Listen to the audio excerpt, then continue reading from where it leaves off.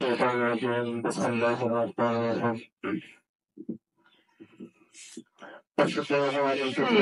দেশ শাসনেরা শোষণ করতেছে, জালেমেরা জুলুম করতেছে।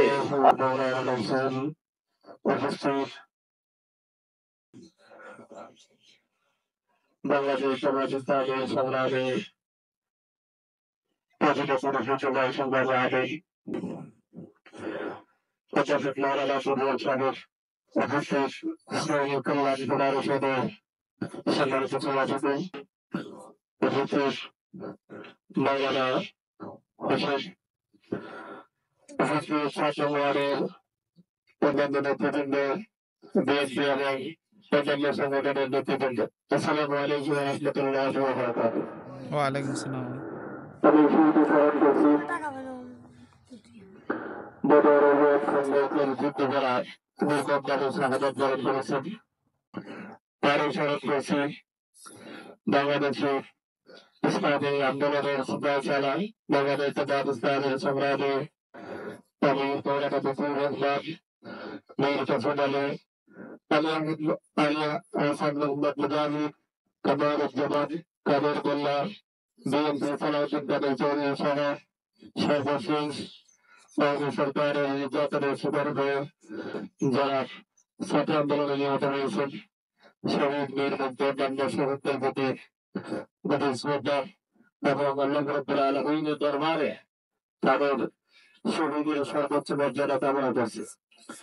সম্মানিত উপস্থিতি, বাংলাদেশ জামায়াত ইসলামী এমন একটি সংগঠন যেখানে সর্বপক্ষ দেশপ্রেমিক নাগরিক তৈরি একটি বিশাল কারখানা। এখানে আমাদের কারারে আছে আল্লাহর আইন চাই, সত্য করে শাসন চাই। আল্লাহর আইন চাই, এই জিনিসটাই আমাদের সবচেয়ে বড় মেসেজ। আল্লাহর আইনের বিরুদ্ধে অন্য কারো আইন এই দুনিয়াতে চলতে পারে না। মানুষের জাগতিক জীবনে আল্লাহর আইনের সাথে সবকিছু সামঞ্জস্য। শরীয়তে যত কিছু বিধিবিধান আছে মানুষ তা স্বীকার করতে পারে না, আল্লাহর আইন এটাই। এরপরে সৎ লোকের শাসক, সৎ লোক ছাড়া এই বাংলাদেশটি দীর্ঘদিন ধরে আমরা এই শ্রমিকের শ্রম এবং জনগণের কষ্ট অর্জিত টাকা, এই এবং ট্যাক্সের টাকা নিয়ে এক এক সময় এক এক সরকার এসেছে, কিন্তু তাদের ন্যায্য মূল্য এবং তাদের সেই ন্যায্য অধিকার সরকার বাস্তবায়ন করতে পারে নাই। কারণ হলো সেখানে আল্লাহর আইন ছিল না, সব লোক ছিল না, আল্লাহর আইনও ছিল না। আবার আগামী দিনে যে সৎ নেতৃত্বের একটি কাঙ্গারি ব্যাপারে সাথে দেখি বাংলাদেশ জামায়াত ইসলামী হচ্ছে সেই সৎ তথ্য দেশপ্রেমিক তৈরি প্রতিষ্ঠাতা। সম্মানিত হাজির, আমরা সরকারি বাংলাদেশ জামায়াত ইসলামীর ৭ নং ওয়ার্ড, আমরা আগামী দিনে আমরা সকলে ঐক্যবদ্ধ হয়ে সকল প্রকার ব্যবহারিক ভূমি আমরা দেশকে ভালোবাসবো।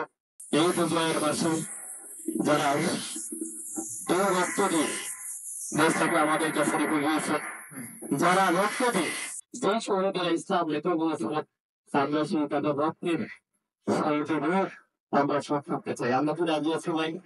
ইনশাআল্লাহ আমরা এইখানে রাজি থাকবো যে আমরা ইমানদার যারা আছি, ইমানদাররা প্রত্যেকে আমরা আমাদের মা বাবা ভাই বোন আত্মীয় স্বজন প্রতিদিন সব কিছু চাইতে আমরা আল্লাহকে বেশি ভালোবাসি, প্রভাবাও বাইরে হোক।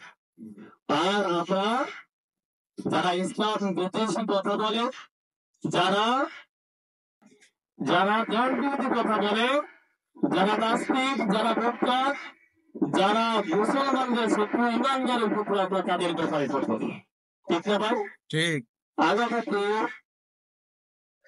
আমাদের এই দেশ থেকে যখন হাসিনা সরকার চলে যায়, আমাদের অনেক বড় বড় আওয়ামী লীগের হুকুরাম আছে যে আমরা জামায়াত ইসলামীকে সম্মাননা করে দেখতেছি।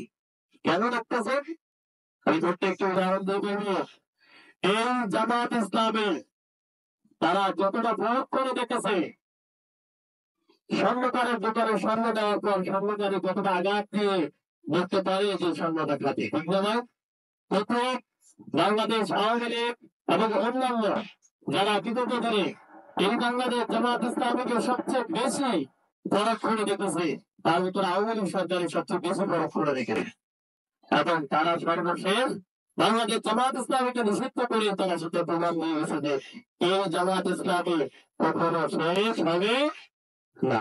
এবং তারা বলেছে যে এটাই একমাত্র বাংলাদেশের আগামী দিনের সম্ভাবনার সেই ভিত্তি দেয়।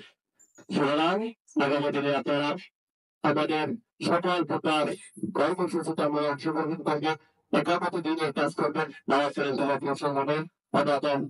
আসসালামু আলাইকুম ওয়া রাহমাতুল্লাহি ওয়া বারাকাতুহু। এই পর্যায়ে আমাদের সামনে প্রায় সংযুক্ত বক্তব্য রাখবেন মাওলানা আনসারুল্লাহ স্যার।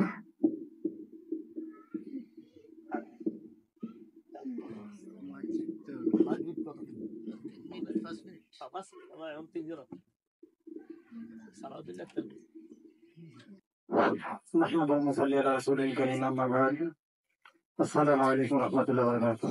ওয়ালাইকুম আসসালাম। قال الله تعالى في كلامه المجيد وقوله الحميد أعوذ بالله من الشيطان الرجيم بسم الله الرحمن الرحيم فمن يعمل مثقال ذرة خيرا يره ومن يعمل مثقال ذرة شرا يره. وقال النبي صلى الله عليه وسلم كلكم راع وكلكم مسؤول عن رعيته.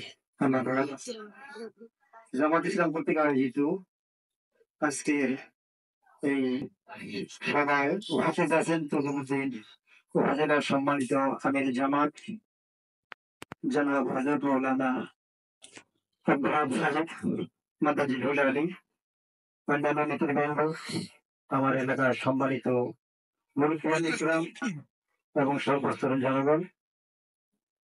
আর আমরা এখানে উপস্থিত হয়েছি জামাত ইসলামের